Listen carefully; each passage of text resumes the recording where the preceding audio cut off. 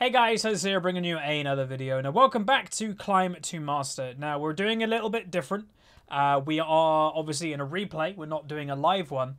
And people have suggested this to me. Hey Huzz, it's going a bit rough at the moment, why don't you just do a couple replay versions, see how they go, so you can just focus purely on gameplay.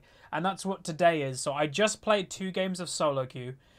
Both as AD carry, funny enough. I played Tristana and then Lucian. I am enjoying the AD carry role more often than not at the moment.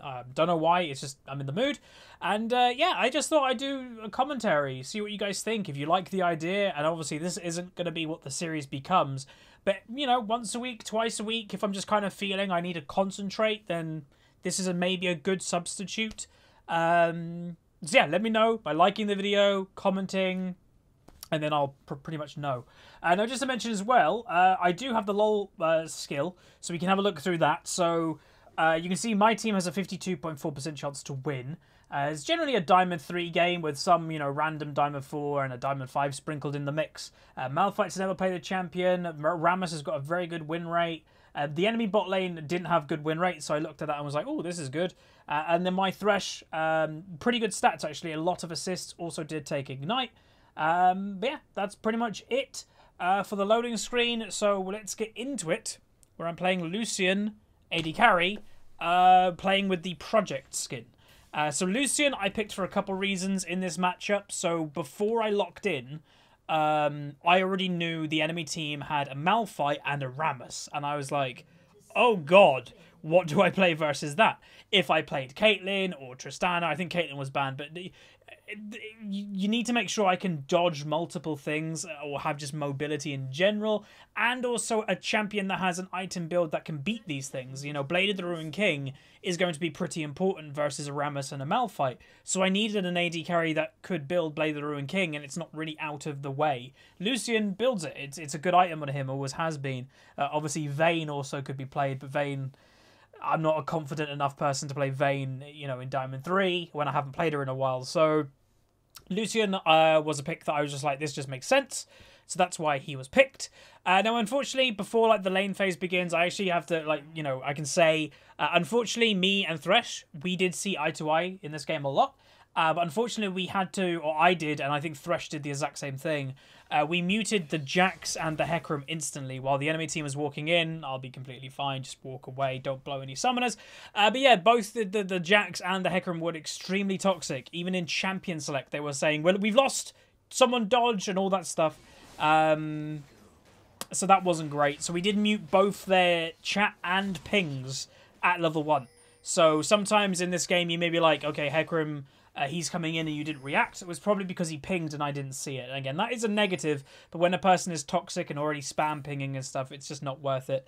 Keep yourself in a good mood, focus on your own game, and voila.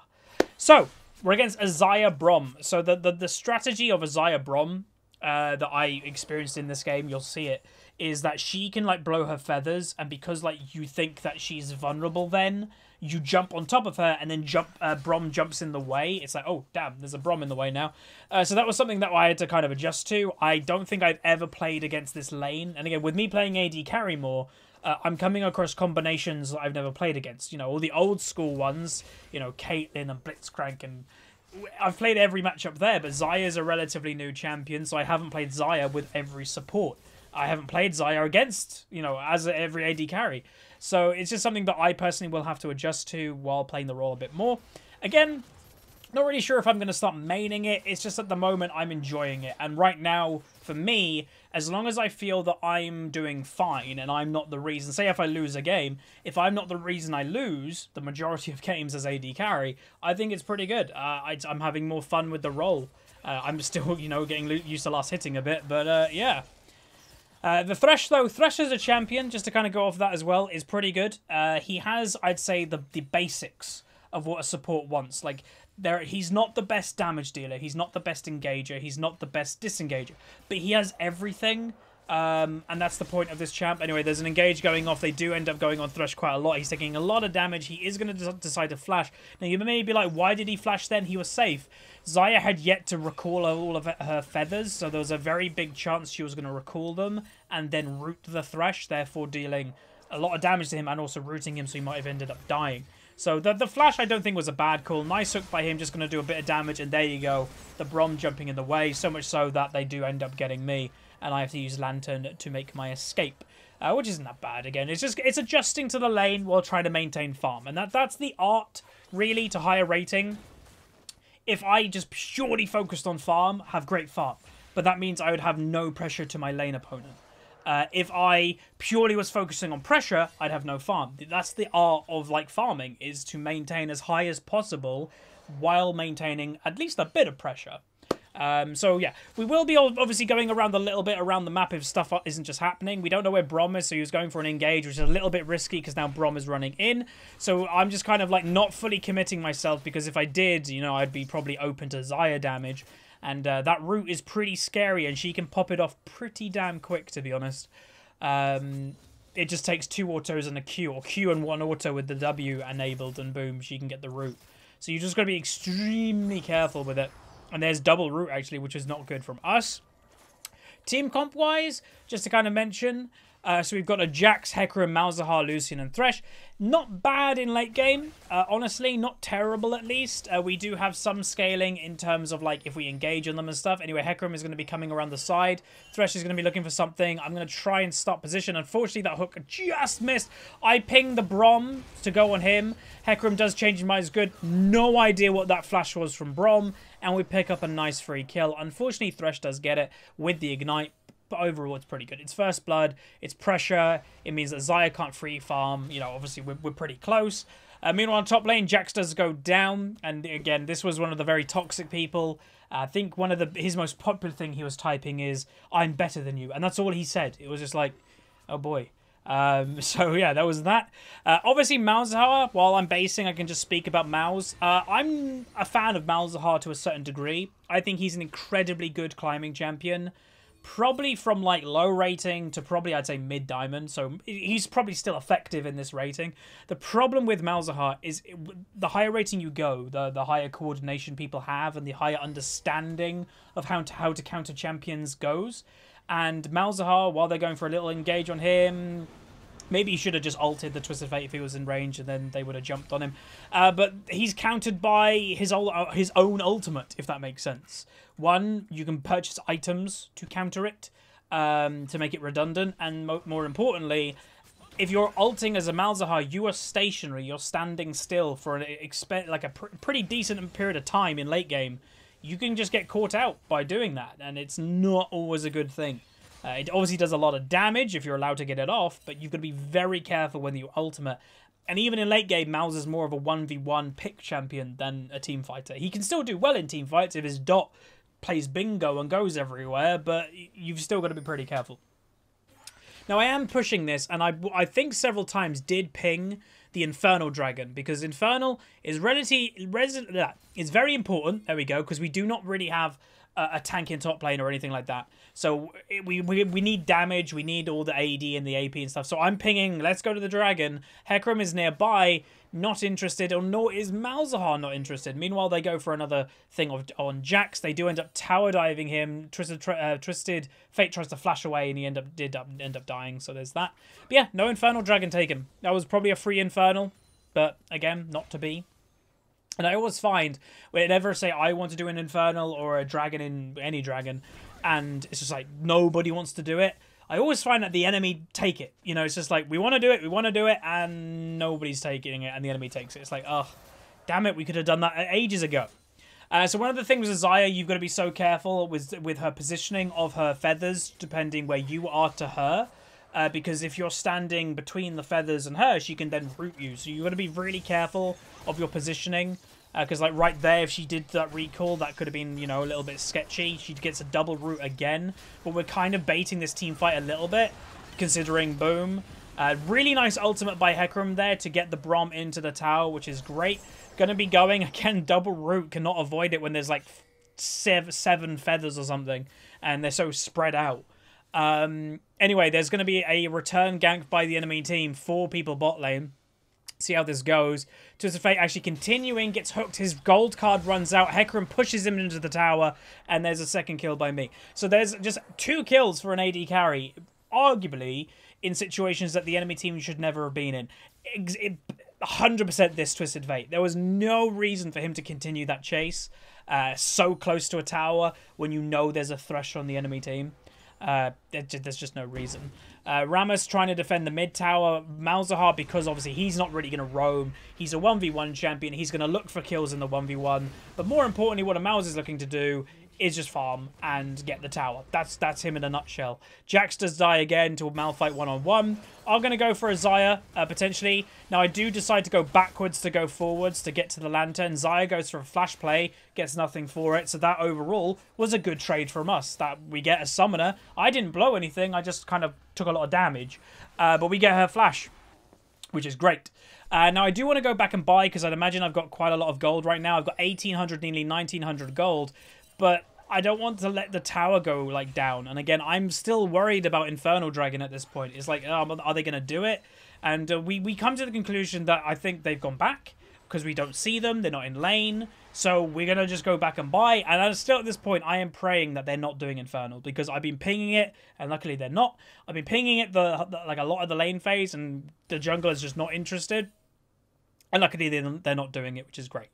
So item build today, just to kind of say what counters. If you're in an AD carry situation and there's a Rammus and there's a Malphite and stuff like that, what counters it? Lifesteal. Lifesteal is really good versus tanks because they don't deal a lot of damage, and you should be doing damage. So even though they're very tanky, if you just have lifesteal, you can just like be lifestealing the damage that they're doing, because they're not doing that much damage. Anyway, a gank coming off here. Now, really unfortunate situation that Braum gets his ultimate off the moment that Malzahar starts ulting, so it cancels the Malzahar ultimate. So overall, not the best gank there, but it happens. It's pressure, you know. We do get his flash, if anything. And now, finally, the Infernal Dragon. Huzzah! So I've been wanting to do this for ages. I am relatively low on mana, but again, it's okay. We're 4 people. Jax gets killed again. So they are camping him a little bit. So you do have to say to the Jax, like, oh, he is having a rough time. But when you do look at the farm, he's half farmed to a Malphite. And also Malphite has solo killed him. That's a Jax that's not very good at lane phase. But I will say this. Jax is a champion. Like, some people, if you look at yourself, what are your weaknesses as a player? Some people will say, I'm really bad at laning. That's just their weakness. They're just not good at laning. Jax is not a bad champion if you're bad at laning. The reason for it is you're a late game hyper carry. If your team manages to do fine, but you're doing bad in lane, you might be able to catch up. You have late game. You are a hyper carry late game. Anyway, Hecarim's going to be coming for a gank. Now, here's the thing. Did you guys just see? There's Rammus. We have full vision of Rammus being here. We are typing right now saying, everybody come, or come help. So you can see Malzahar is slowly moving. Hecarim is now behind them. So we're thinking we can probably go for like a counterplay here. That's what we're thinking. Still not... Okay, so I just want to point out, still kind of staying here. If we ran all the way back to the tower, the enemy team would be like, okay, they know. So still kind of staying in lane. Malzahar does decide, I don't know why, but he does decide he's going to be the initiator. He's popped Ghost. He's just going to run on in there, which I don't think was the right move. I would say the right move, in my opinion, is I don't think the enemy team knew that we knew what they were trying to do. I would want the enemy team to try and engage, like Rammus, like, spins up and goes for somebody, and we can counter that. I would rather them engage and we counter it than us engage. And you'll see why. So anyway, we're going to go for it. Teleport coming in. And you can see right now, I'm a little bit hesitant. I'm like, I don't know what to do here. You've got a Malphite that's teleporting next to me. You've got, and as I've mentioned in the past, Malzahar is not a good team fighting champion because he locks himself down. So he goes for an ultimate play on Xayah. But then Rammus, we know, was in this bush. So he just gets CC'd instantly, so there's no ultimate for him. Continue it playing out, so we do get a little bit of safety. But then Hecarim decides to actually go in. So again, maybe it's because obviously I'm not an AD carry main, but I'm a bit indecisive. I get Malphite ulted, I get Twisted Fate gold card, and boom. So that was a situation, honestly, that didn't need to happen. It was an engage by Malzahar where he didn't need to engage. It was one of those situations that we should have waited, be patient, counter their engage, and then see what happens. But yeah, a Malzahar engaging a team fight generally isn't what you should be doing as Malzahar in general, and the biggest reason for that is because you're by yourself standing still, basically throwing up on somebody. Very easy to counter. But all in that time, so what, 2 or 3 of us die. Jax does, you know, get some farm. Obviously, it's not worth, you know, what he was doing. This Jax did obviously play very questionable. He is going for a Rift Herald solo, which you can definitely do it as a Jax, but is it the right call? Is he too far behind? Again, you've got to be asking all these questions whenever you're wanting to do something. And again, it was just the most ironic thing that his level 1 thing, saying it about 5 times, was, "I'm better than you all." And by the way, he wasn't joking. Like, he was just straight up being toxic. So he is continuing to do it. Rammus just wanders himself up. Again, apologies for his name. I did report his name at the end. So he's at the back of the pit right now, getting caught out. He might be able to jump away, but he's going to try to go for it. Malphite shows up, finishes off the Rift Herald, and the enemy team just steal it. So this is where the risk versus reward comes into. Thresh goes for a hook. Twisted Fate flashes away, and they do end up surviving. Malzahar then flash ults onto Twisted Fate. Does pick up a kill, which is awesome. They are going to pop the Rift Herald in the top lane. Again, they have been focusing that lane quite a lot, but honestly, it was the right call. You've got this Jax with a very weird playstyle that you could punish, so you may as well punish that lane. And bot lane, even though like we've done well, it's been relatively even. Like, there's been mistakes on both ends. Obviously, the Xayah kills, you might have got both of them from the team fight that just happened, if I'm not mistaken. But yeah, it's been relatively even farm. Neither team has just kind of had crazy dominance. So yeah. Anyway, they are going to just continue with that Rift Herald top lane. Hecarim is going to be caught out a little bit, but they will go on to the Rammus, pick up a kill for Jax, which is good. Rammus, by the way, he is very squishy. Like, his build, he hasn't finished his jungle item, and he's just got armor and a little bit of Cinder Hulk health, or Bammy Cinder. That's not a tanky Rammus whatsoever. Anyway, the Braum is still bot lane. My Thresh is going to be returning, and every single time that the Thresh goes for a roam or something, it means because the Braum is staying with the Xayah, me as a Lucian, I can't farm that easily, so it gives her that advantage that I don't really want. Luckily, he does decide to come back, which is great. I got my Blade of the Ruined King now, which is a bit of a power spike, so we could go for a 2v2. Obviously, even Blade of the Ruined King is good versus Braum because he's been building health. So overall, like, our 2v2 shouldn't be that bad. So they are over here, which you can obviously see. Jax, I think, is continuing to push.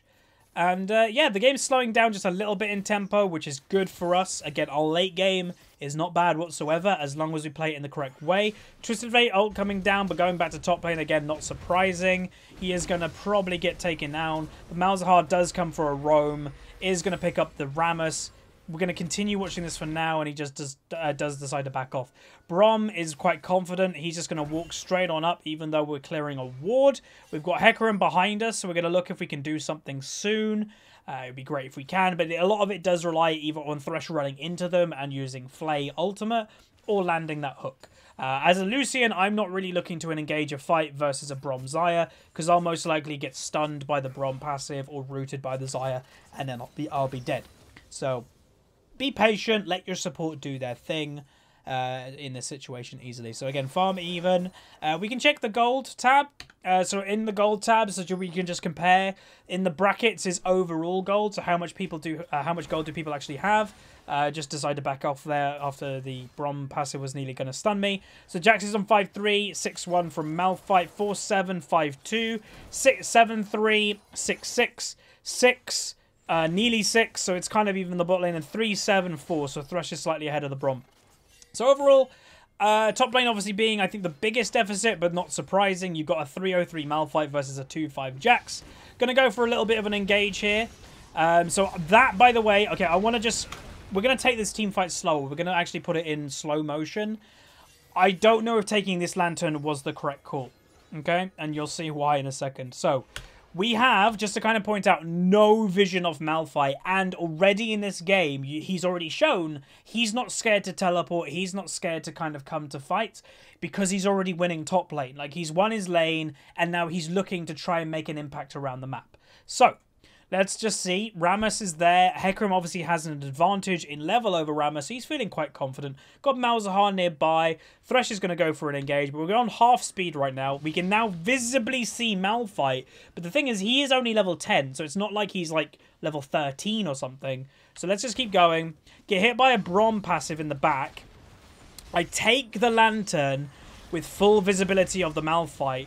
I then do flash away, but I still have the Brom passive on me, get stunned, use my heal to try and survive, but now I have 2 people on top of me. Yes, they are tanks, but it's a Malphite who's got Iceborne Gauntlet, so he is doing damage with Sheen, and also a Brom that's just going to do general but good base damage. So the Thresh, he tried to protect me, but this was a situation that I'd say it was more my mistake than his, that I should, 1, of being more careful of getting hit by the Brom passive, because that, you'll notice that was a big thing here.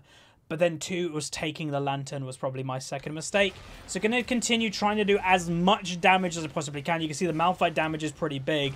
Do as much as I possibly can. Team fight, the rest of it's going on. Thresh is going to try and bring those guys back in. So this fight's not looking great, but Hecarim ult comes down. Malzahar gets silenced. Gonna try and finish some people off. Boom, Zaya's dead.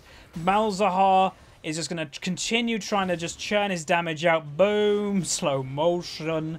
Kills the Malphite, and that'll pretty much be the team fight. So overall, it was 2 for 2. 2 for 2, but what you have to kind of say to yourself, okay, you played that in a 4v5, because obviously you don't have the Jax.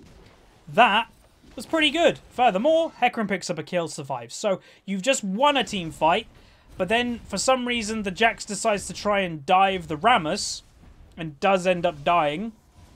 So obviously what was a 3v2 kills in a team fight, which was a 4v5, just it turned into a 3v3, 3 deaths, 3 kills, because the Jax decided to kind of suicide. So this is what I mean. Even though it's why I find it so ironic. And again, I know a lot of people say, oh, I haven't seen the Jax be toxic, but I guess try to take my word. It's ironic when the most toxic person is just playing god-awful. And it's just like, it was probably better if you said nothing, because you've just made yourself look like a fool. Well, being toxic makes you look like a fool anyway, but, you know, with his way of saying it, of like, I'm better than you all, and then this performance, kind of funny. At least I see it funny. And again, in these situations, and these, all you can do is laugh. It's the best response to it, because they hate laughter. If they're being all dead serious and toxic and ragey, and you laugh at them, ooh, it gets to them really badly. But anyway, moving back onto the point of the game. As a Lucian, we're doing fine. Got our Blade of the Ruined King. Brom is going to decide to just walk straight into us for some reason.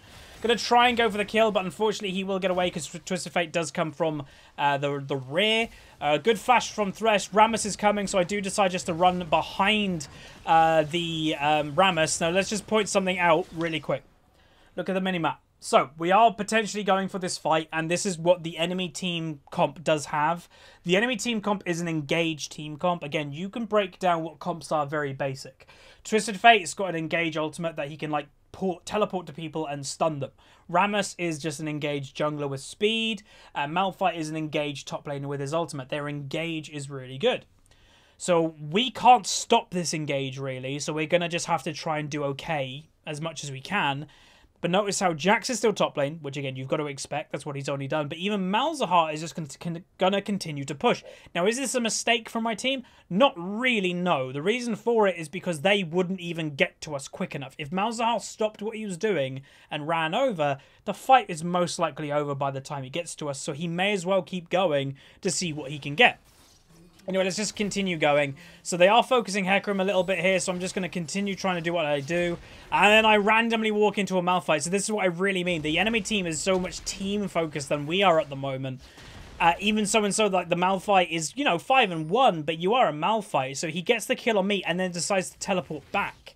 But all in this time, Malzahar is just pushing mid and is going to open up the base. So, yes, it sucked that 3 of us ended up dying for nothing. But an open base at 19 minutes is pretty damn valuable. That's hard to actually break.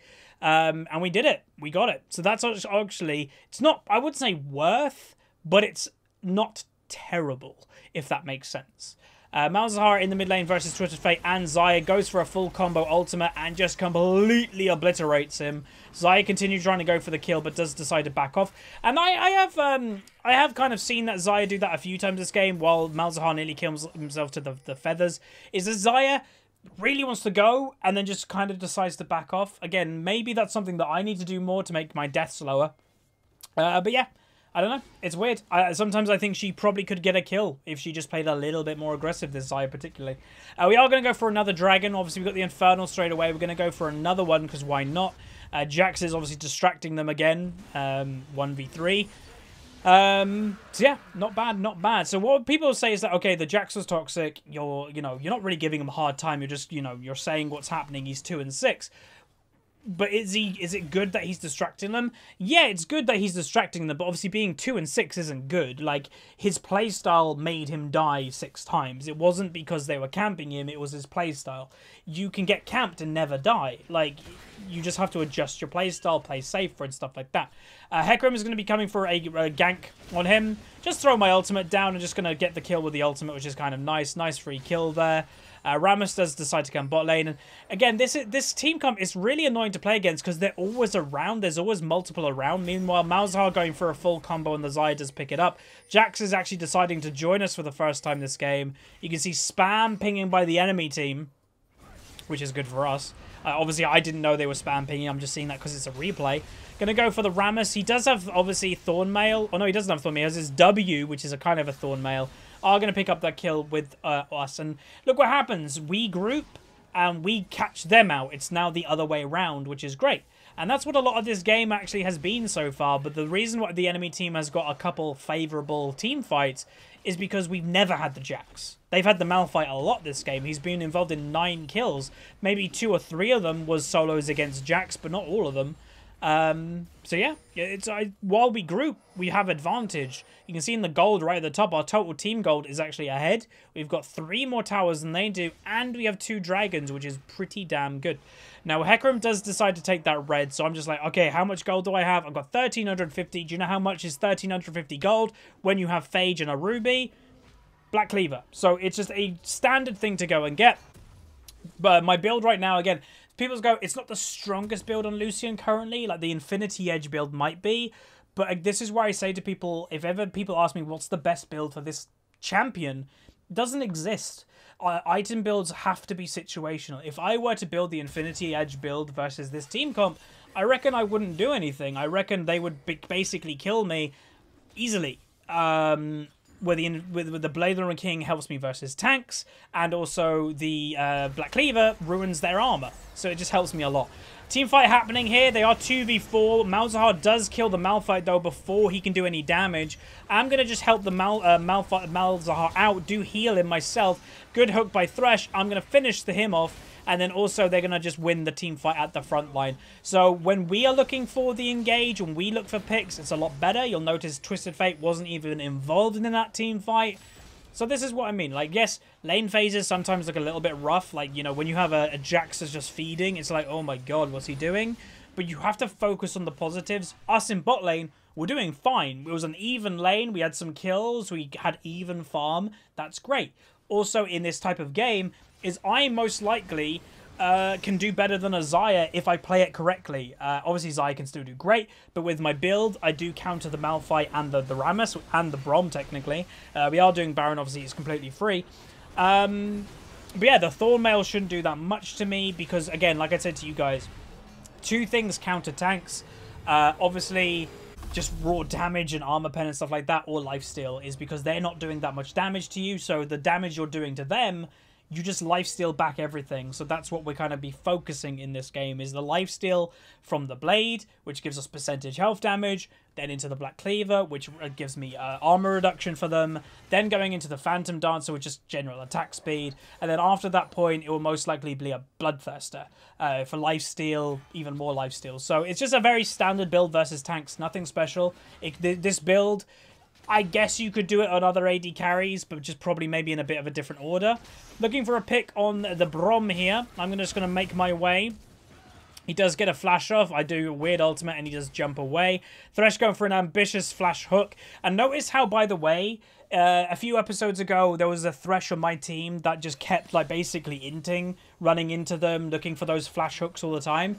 That might have been the first flash hook this Thresh has done. You do not need to do them. So many people think you have to do the most advanced mechanic on a champion to do well on him. No, you don't.